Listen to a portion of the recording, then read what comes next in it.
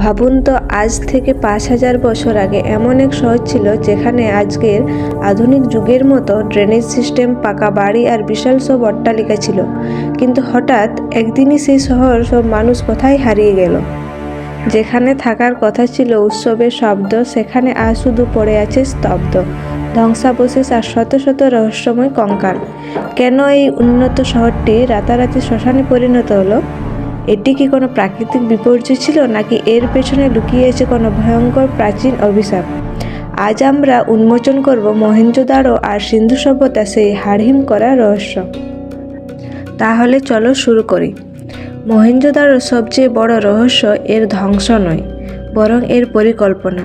আজ থেকে ৫,০০০ বছর আগে যখন পৃথিবীর বেশিরভাগ মানুষ যাযাবর ছিল বা গুহায় থাকতো, তখন সিন্ধু সভ্যতার মানুষ এমন এক শহর বানিয়েছিল যা আজকের আধুনিক স্থপতিদেরও ভাবিয়ে তোলে।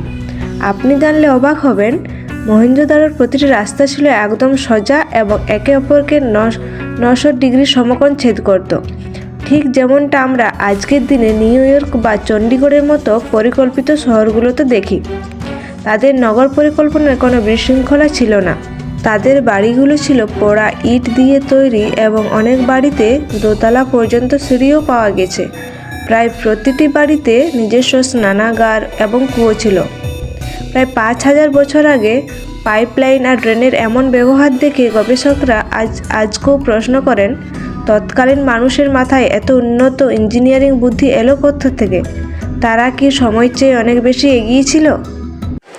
এবার আমরা আলোচনা করব গ্রেট বাথ বা বিশাল স্নানাগার নিয়ে। শহরের মাঝখানে গেলে আপনারা চোখে পড়বে এক বিশাল স্থাপত্য, যাকে ঐতিহাসিকরা বলেন দ্য গ্রেট বাথ। এটি ছিল সেকালের একটি বিশাল পাবলিক সুইমিং পুল বা স্নানাগার। কিন্তু এর রহস্য কেবল এর আকারই নয়, এর তৈরির কৌশলে লুকিয়ে আছে। একটু চিন্তা করুন, ৫,০০০ বছর আগে যখন কোনো সিমেন্ট বা ওয়াটারপ্রুফ কেমিক্যাল ছিল না, তখন তারা এই বিশাল জলাধারটি এমনভাবে বানিয়েছিল যে এক ফোঁটা জলও চুইয়ে বাইরে যেত না। তারা ইটের ওপর বিটুমিন বা প্রাকৃতিক আলকাতরার একটি আস্তরণ দিয়েছিল, যাতে সেটি পুরোপুরি ওয়াটারপ্রুফ থাকে। আজকের ইঞ্জিনিয়াররাও এই নিখুঁত কাজটি দেখে অবাক হয়ে যান। কিন্তু এর আসল রহস্য হলো এই বিশাল স্নানাগারটি তারা তৈরি কেন করেছিল। ঐতিহাসিকদের মতে এটি কোনো সাধারণ স্নানাগার জায়গা ছিল না। এর চারপাশে ছোট ছোট অনেকগুলো ঘর ছিল, যা হয়তো পোশাক পরিবর্তনের জন্য ব্যবহৃত হতো। ধারণা করা হয় কোনো বিশেষ ধর্মীয় উৎসব বা পবিত্র স্নানের জন্য শহরের মানুষ সেখানে জড়ো হতো। তবে আশ্চর্যের বিষয় হলো, পুরো মহেঞ্জোদারোতে কোনো মন্দির বা রাজপ্রাসাদের চিহ্ন পাওয়া যায়নি। তাহলে প্রশ্ন জাগে, কোনো রাজা বা ধর্মগুরু ছাড়াই কি এই বিশাল সভ্যতা চলত? এই গ্রেট বাথ কি কেবল আভিজাত্যদের প্রতীক ছিল, নাকি এর আড়ালে লুকিয়ে আছে অন্য কোনো প্রাচীন আধ্যাত্মিক রহস্য? এবার আমরা জানব তাদের ব্যবসা বাণিজ্য এবং রহস্যময় সিলমোহরের কিছু কথা। কিন্তু সেটা জানার আগে আপনারা অবশ্যই আমাদের চ্যানেলটিকে সাবস্ক্রাইব করে দেবেন আর লাইক করে দেবেন। সিন্ধু সভ্যতার মানুষ যে শুধু ঘর বানাতে ওস্তাদ ছিল তা নয়, তারা ছিল সেকালের সেরা ব্যবসায়ী।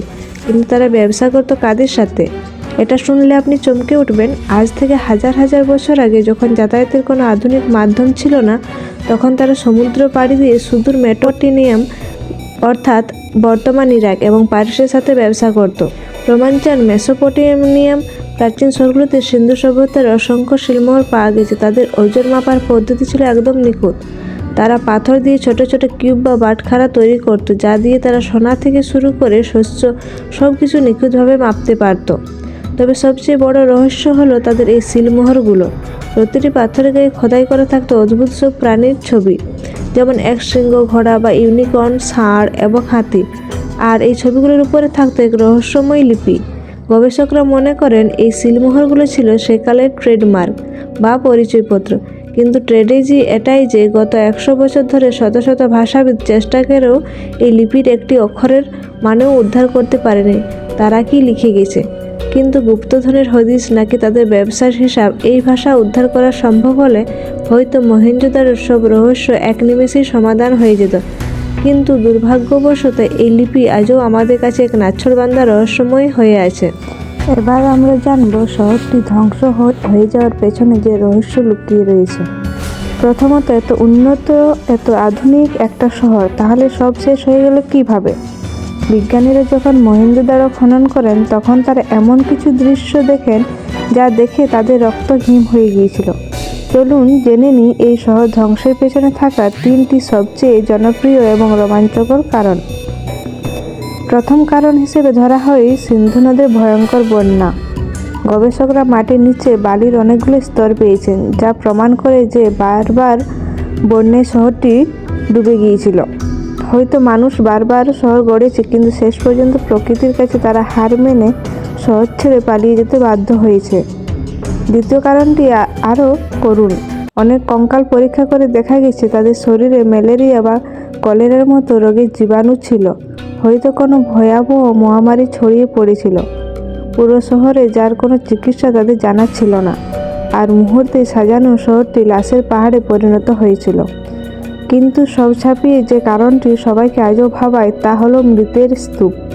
মহেঞ্জোদারো শব্দের অর্থ হলো মৃতের স্তূপ।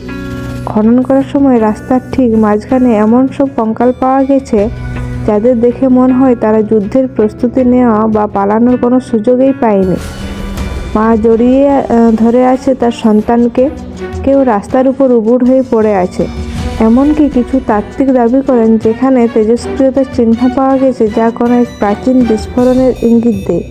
যদিও মূলধারার বিজ্ঞান এটি স্বীকার করেন না, তবু প্রশ্ন থেকে যায়, কে ছিল সেই শত্রু? কেন কেউ তাদের কবর দেওয়ার সুযোগটুকুও পায়নি?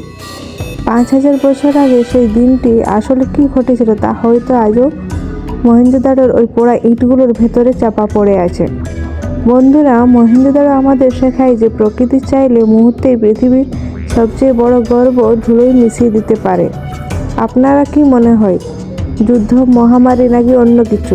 কিভাবে ধ্বংস হয়েছিল এই সভ্যতা? কমেন্টে আপনার মতামত জানান। ভিডিওটি ভালো লাগলে লাইক দিন এবং এমন আরও রহস্যময় ভিডিও দেখতে চ্যানেলটি সাবস্ক্রাইব করুন। দেখা হবে পরের ভিডিওতে।